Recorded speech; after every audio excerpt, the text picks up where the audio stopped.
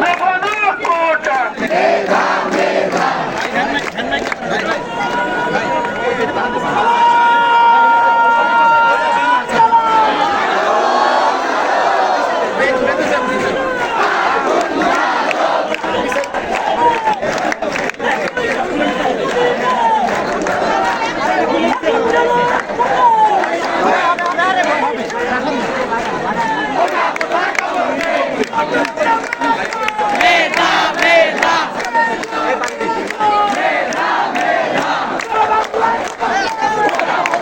নাতি আমি আপনাদের সংগ্রামের সাথে একাত্মতা প্রকাশ করেছি।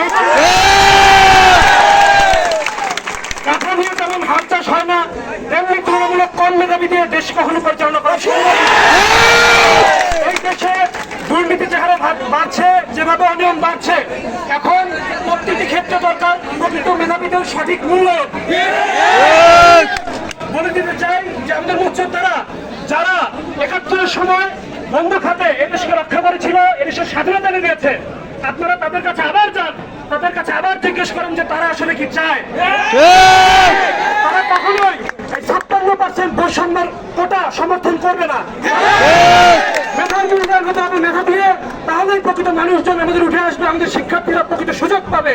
এবং আমি আপনাদের সকলের সাথে একাত্মতা পোষণ করে আপনাদের এই আন্দোলন সারা বাংলাদেশে ছড়িয়ে পড়ুক এই প্রত্যাশা ব্যক্ত করছি।